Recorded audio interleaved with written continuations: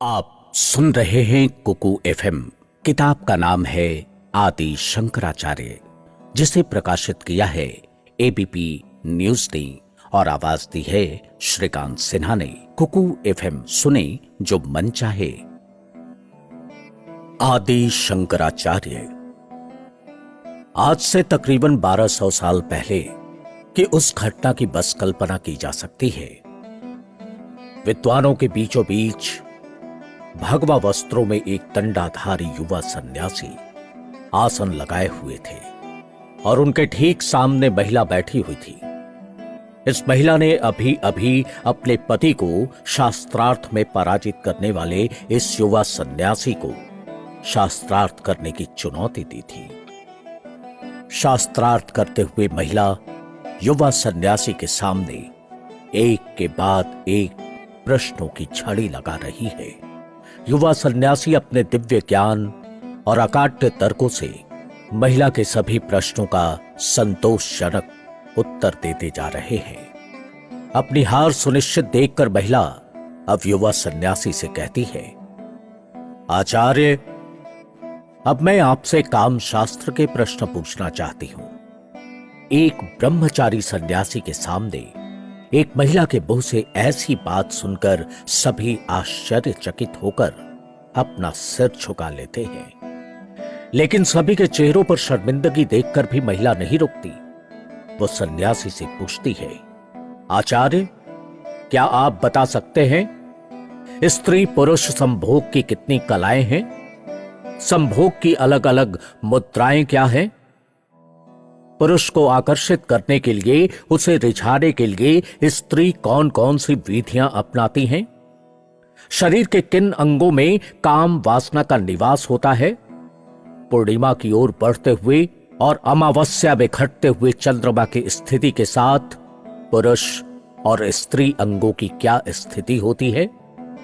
महिला युवा सन्यासी से एक के बाद एक काम शास्त्र के प्रश्न पूछना जारी रखती है। ऐसे प्रश्न जिन्हें सुनकर सन्यासी का सिर लज्जा से झुका हुआ है, किंतु महिला के प्रश्नों में अब भी लज्जा का कोई स्थान नहीं है। वो आगे कहती है, आचार्य, संभोग के समय स्त्री कैसे पुरुष पर काम का विस्तार करती है? किन क्रियाओं से संभोग का प्रारंभ होता है? इसका चरम क्या है?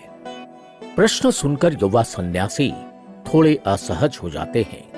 आखिरकार उन्हें महिला को टोकना ही पड़ता है। वो कहते हैं, हे माता, एक सन्यासी से इस प्रकार के प्रश्न क्यों? इस आपत्ति का जवाब महिला एक प्रश्न के रूप में देती है। वो पूछती है, तो क्या काम शास्त्र शास्त्र नहीं है? और फिर आप तो सर्वज्ञ हैं, जितेंद्रिय हैं, आप काम शास्त्र के प्रश्नों का उत्तर क्यों नहीं देते? महिला के इन प्रश्नों के बाद तो मानो सभा में सन्नाटा पसर जाता है। इतिहास में शायद ऐसे शास्त्रार्थ, वाद विवाद या बहस का जिक्र और कहीं नहीं मिलता, जिसमें एक महिला 8 साल की उम्र में संन्यास ग्रहण कर लेने वाले एक व्यक्ति से पूछ रही है कि संभोग का चरम क्या है, जबकि वो जानती है कि अगर सन्यासी ने ऐसे प्रश्नों के बारे में सोचा भी तो उनका संन्यास खंडित हो जाएगा।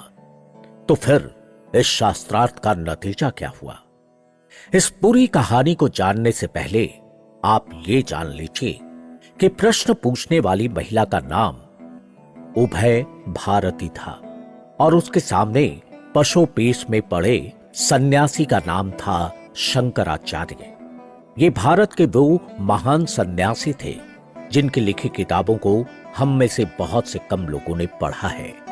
लेकिन जब सवाल जीवन और मृत्यु का हो, व्यक्ति और उसके ईश्वर के बीच के संबंध का हो, तो उस सन्यासी के विचार 100 करोड़ से ज्यादा लोगों के विचार बन जाते हैं और वो सन्यासी कहलाते हैं। जगत गुरु आदि शंकराचार्य, वही जगत गुरु शंकराचार्य जिन्होंने आज के भारत को धर्म के धागे से एकता के सूत्र में पिरोया, वो भी आज से 1200 साल पहले, जब भारत राजनीतिक तौर पर ही नहीं बल्कि धार्मिक तौर पर भी बटा हुआ था।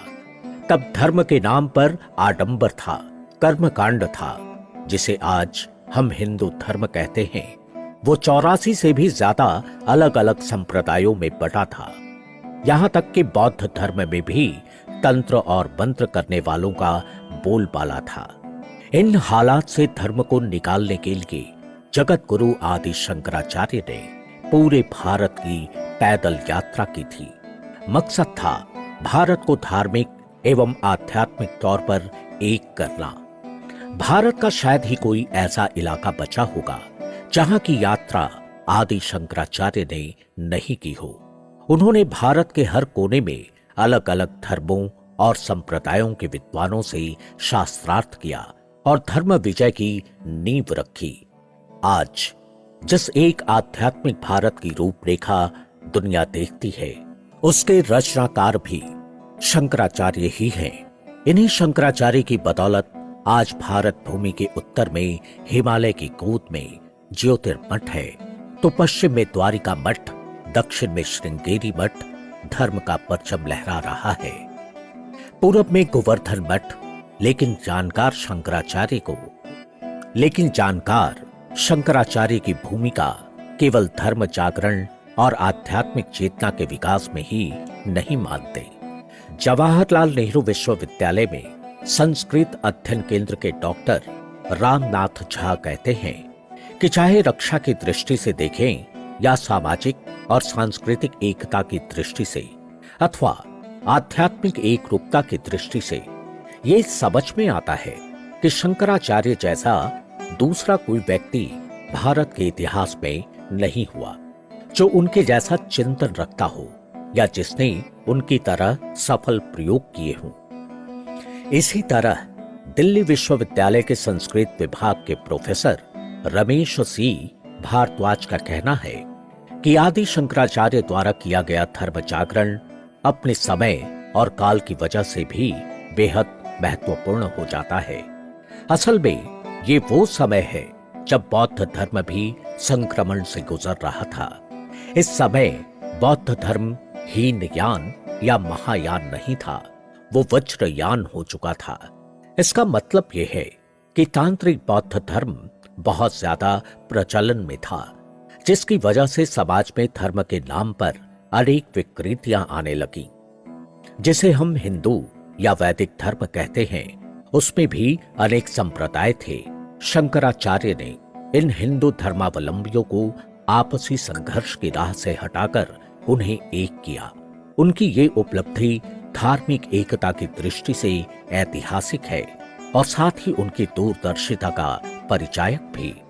इस महान दूरदर्शी दार्शनिक और धर्म की रक्षा करने वाले आदि शंकराचार्य की जीवन यात्रा शुरू होती है केरल के एर्नाकुलम जिले के काल्टी या कलाड़ी गांव से। नंबूदरीपाद ब्राह्मणों के उस गांव में शिवगुरु नाम के एक विद्वान रहा करते थे। कहते हैं भगवान शंकर के आशीर्वाद से उन्हें एक पुत्र हुआ, जिसका नाम उन्होंने शंकर रखा। आमतौर पर इतिहासकारों की राय यही है कि शंकराचार्य का जन्म करीब 1200 साल पहले 788 ईस्वी में हुआ था। हालांकि कुछ लोग बताते हैं कि उनका जन्म 2500 साल पहले हुआ था। जन्म से ही शंकर अपनी अद्भुत प्रतिभा से सबको चकित कर रहे थे। कहा जाता है कि वे इतने प्रतिभाशाली थे कि 3 साल की आयु में ही मातृभाषा मलयालम सीख ली, वेदों को पढ़ डाला, धर्म के कठिन प्रश्नों का उत्तर देने लगे।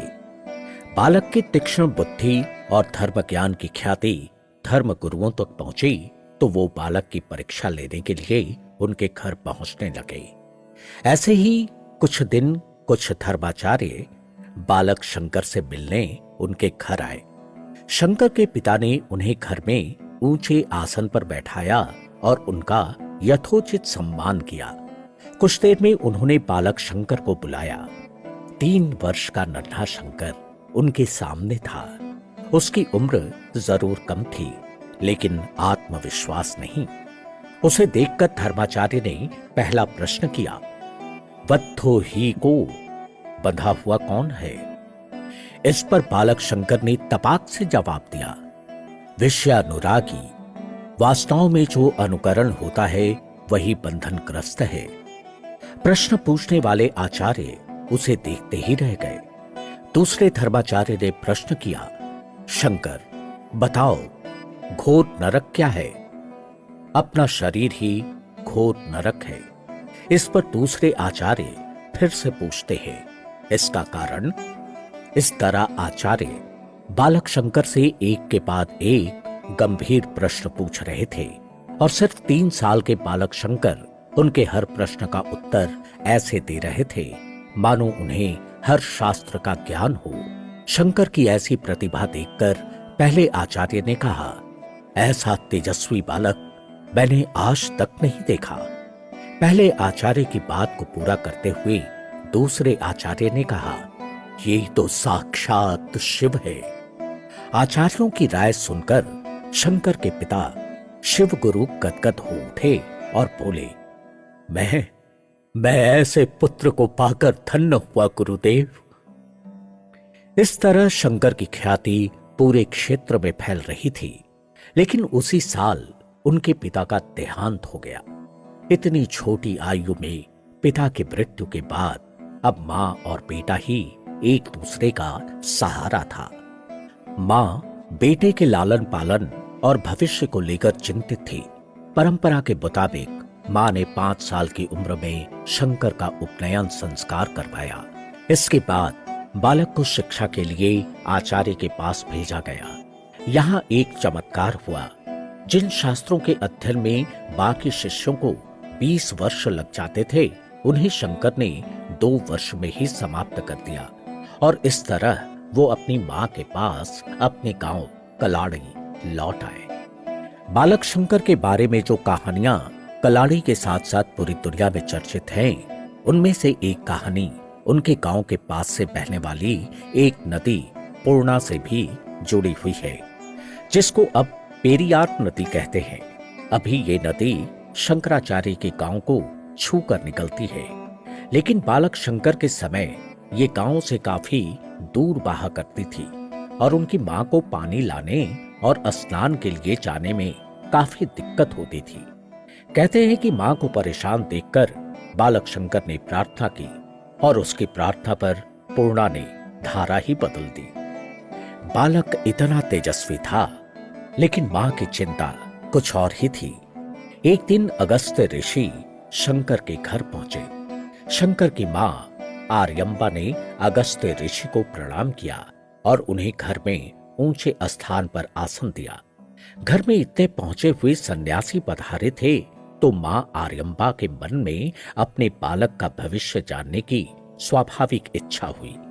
अपने मन की बात मुनिवर अगस्त्य से कहते हुए आर्यम्बा बोली, गुरुवर, आप जैसे महान पुरुषों के दर्शन करना हमारे पुण्यों का फल है। मेरे बालक ने समस्त वेदों और विविध शास्त्रों का अध्ययन कर लिया है। इसकी प्रतिभा असाधारण लगती है। इन बातों से मेरे मन में कई तरह के प्रश्न उठते रहते हैं। अगर मेरे सुनने योग्य कुछ हो तो आप मेरे बालक के भूत भविष्य के बारे में कुछ बताएं। आर्यम्बा की बात सुनकर अगस्त्य ऋषि कुछ पल के लिए ध्यान मग्न हुए और फिर बोले, हे पतिव्रते, तुम्हारे पुण्य और भाग्य से भगवान शंकर स्वयं तुम्हारी कोख से अवतरित हुए हैं। ये सुनकर आर्यम्बा की खुशी का ठिकाना नहीं रहा। प्रसन्न होकर उन्होंने मुनिवर से फिर पूछा, और आचार्य, इसकी आयु? शंकर की मां द्वारा बालक की आयु पूछने पर अगस्त्य ऋषि कुछ देर सोचते हुए बोले, देवी, तुम्हारे पुत्र की आयु 8 वर्ष और फिर 8 वर्ष अर्थात 16 वर्ष पर किसी विशेष कारणवश 16 वर्ष और ये इस लोक में रहेगा। और इतने में अगस्त्य ऋषि के साथ बैठे एक शिष्य ने ऋषि को आगे बोलने से रोक दिया। ये देखकर मां आर्यम्बा और घबरा गई और उन्होंने मुनिवर से पूछा, ये क्या कह रहे हैं आचार्य? सिर्फ 32 वर्ष की आयु? इस बार आचार्य ने केवल हां में सिर हिलाया। 32 वर्ष की आयु में पुत्र के देहांत की बात सुनकर मां कांप उठी। अगस्त्य ऋषि की बात सुनकर आर्यम्बा के चेहरे का जैसे रंग उड़ गया। उन पर तो जैसे दुखों का पहाड़ टूट पड़ा। सचमुच किसी मां के लिए इससे दुखदाई बात क्या हो सकती है कि उसके पुत्र की अल्पायु में ही मृत्यु हो जाए। ऋषि अगस्त्य की भविष्यवाणी के बाद माता आर्यम्बा के लिए एक एक दिन पहाड़ सा हो गया। पुत्र के सिवा उनका कोई सहारा भी तो नहीं था। दूसरी तरफ मां की इस चिंता से अलग बालक शंकर, जो अब तक 8 बरस के हो गए थे, कुछ और ही सोच रहे थे। हुआ यूं कि एक दिन मां आर्यम्बा अपने पुत्र की चिंता में उदास अपने घर के आंगन में बैठी थी। तभी शंकर वहां पहुंचे। बातों बातों में शंकर ने मां से एक गंभीर विषय छेड़ दिया। वो बोले, मां, मैं देखता हूं कि लोग जन्म लेते हैं और उनकी मृत्यु हो जाती है। इस संसार में कोई सुख नहीं है मां, इसलिए मैं संन्यास लेकर सारे बंधन से मुक्त होना चाहता हूं। बालक की ये बात सुनकर मां को कुछ झटका सा लगा। वो तुरंत बोली, शंकर, इतने निष्ठुर न बनो बेटा, मुझसे ऐसे वचन न कहो, संन्यास के विचार को छोड़ दो। ये कहकर आर्यम्बा रुआंसी हो गई। मां को ऐसे देखकर भी बालक चुप नहीं हुआ। उसने मां से कहा, मां, भला इसमें अनुचित क्या है? बालक शंकर के इस प्रश्न से मां कुछ संभलते हुए बोली, देखो शंकर, पहले तुम गृहस्थ बनो, यज्ञ और आराधना करो, पूजा करो, इसके बाद सन्यासी बनना। और तुम तो विद्वान हो, तुमने तो कई शास्त्रों को पढ़ा है, तब भी तुम अपनी माता के बारे में क्यों नहीं सोचते? क्या तुम्हें अपनी माता से कोई प्रेम नहीं? मां अपना ब्रह्मास्त्र चला चुकी थी, इसलिए बालक शंकर उस समय चुप हो गए। वे मन ही मन कुछ सोचने लगे। उनके मन में चल रहा था कि उनका मन इस सांसारिक जीवन में रहना नहीं चाहता, किंतु मां उन्हें छोड़ना नहीं चाहती। वे सोच रहे थे कि मां उनके हृदय की बात क्यों नहीं समझती। माता की आज्ञा के बिना वे कैसे संन्यास ग्रहण करेंगे? जल्द ही भगवान शंकर के रूप में बालक शंकर को मां से अनुमति पाने की एक राह दिखी। मां ने जब संन्यास लेने की अनुमति नहीं दी तो शंकर ने एक लीला रच डाली। एक दिन वो पूर्णा नदी पर नहाने गए। किनारे पर ही उनकी मां खड़ी थी। मां ने देखा, नहाते नहाते अचानक बालक शंकर डूबने लगे और जोरों से चिल्लाए, मुझे बचाओ, मुझे बचाओ, मुझे कोई खींच रहा है। तभी वहां पास में खड़े एक व्यक्ति ने कहा, अरे, उसे तो घड़ियाल खींचे ले जा रहा है। ये सुनते ही मां आर्यम्बा के होश उड़ गए। उन्होंने आओ देखा न ताओ, वो शंकर को बचाने के लिए नदी में उतर गई। मां के पीछे पीछे दूसरे लोग भी भागने लगे। मां अभी शंकर से दूर थी और उधर घड़ियाल शंकर को खींचता ही जा रहा था। शंकर ने चिल्लाते हुए मां से कहा, मां, यदि तुम मुझे संन्यास लेने की आज्ञा दो तो ये घड़ियाल मुझे छोड़ देगा। मां आश्चर्य से शंकर को देखने लगी। मां ने बालक का ध्यान खींचते हुए फिर कहा, मां, जल्दी बोलो, बस कुछ ही क्षण बचे हैं मां, मां। बालक की लीला मां ने समझ लिया। आखिरकार उन्होंने उन्हें संन्यास देने की अनुमति दे दी। कहते हैं कि बालक शंकर ने माया की रचना की और मां को उसी माया के भ्रम में फंसाकर उनसे संन्यास की अनुमति ली। किंतु दूसरा पक्ष ये कहता है कि अनुमति देने में देर करते हुए मां असल में बालक शंकर के जीवन की परीक्षा ले रही थी। जब बालक उस परीक्षा में खरा उतरा तो फिर उन्होंने देर नहीं की। इस बारे में श्री शंकराचार्य संस्कृत विश्वविद्यालय कलाड़ी की डॉक्टर वी वसंत कुमारी कहती हैं, बालक की माया को समझने के बाद मां आर्यम्बा ने शंकर से कहा कि वे संन्यास की अनुमति तो दे रही हैं, किंतु उनकी एक इच्छा है कि जब उनका देहांत हो तो शंकर उनके पास आए और वही उनका अंतिम संस्कार करे। तब बालक शंकर ने मां से ये वादा किया कि जब भी उनको शंकर की उपस्थिति चाहिए होगी वे उनके पास जरूर आएंगे। आज भी कलाड़ी के मंदिर परिसर शंकराचार्य की मां आर्यम्बा के अंतिम संस्कार से जुड़ी जगह चिन्हित है। बहरहाल शंकर एक ऐसी उम्र में घर परिवार सखा संबंधी और मां को छोड़कर सन्यास के मार्ग पर चल निकले, जिसमें बच्चे ममता के आंचल में पलते बढ़ते हैं और उनकी दुनिया घर आंगन और गांव तक ही सीमित रहती है। तन पर श्वेत वस्त्र, नंगे पांव, कंधे पर भिक्षा की झोली, बालक को इस रूप में देखने वालों की आंखें नम हो जाती। 1200 साल पहले आंखों में आंसू लिए एक मां द्वारा अपने कलेजे के टुकड़े को इस तरह विदा करने के दृश्य की कल्पना आज भी रुआं सा कर सकती है। लेकिन कांटों भरे जीवन की ओर आगे बढ़ते उस बालक के होठों पर एक मुस्कान थी और चेहरे पर तेज था। बालक शंकर ने उसी मुस्कान के साथ सभी को प्रणाम किया, मां से आशीर्वाद लिया और गांव छोड़कर अकेले निकल गए। घर छोड़ने के बाद शंकर कई दिनों तक घूमते रहे। उन्होंने मार्ग में कई गांव, नगर, नदी, पर्वत और जंगलों को पार किया। शंकर संसार की विचित्रता को देखते हुए बढ़ते जा रहे थे। रास्ते में उन्होंने एक दंड यानी लाठी को हाथ में ले लिया।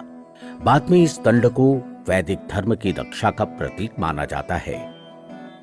मठ परंपरा के मुताबिक आज भी शंकराचार्य दंड लेकर चलते हैं। शंकर गुरु की खोज में घर से निकले थे। ऐसा अनुमान लगाया जाता है कि वो अपने जन्म स्थान यानी केरल के कलाड़ी से निकलकर तुंगभद्रा की ओर मुड़े और फिर इसके बाद श्रृंगेरी से गोकर्ण होते हुए ओंकारेश्वर पहुंचे। ओंकारेश्वर में नर्मदा नदी के तट पर गुरु गोविंद पाद का आश्रम था। श्री गोविंद पाद अपनी विद्वता, योग बल और ब्रह्म ज्ञान के लिए प्रसिद्ध थे। गुरु गोविंद पाद आश्रम के पास एक गुफा में समाधि में थे। यहीं पर बालक शंकर की श्री गोविंद पाद से पहली मुलाकात हुई। ध्यान मुद्रा से बाहर आने पर श्री गोविंद पाद ने बालक शंकर को अपनी करीब बैठा देखा तो पूछा, कौन हो तुम?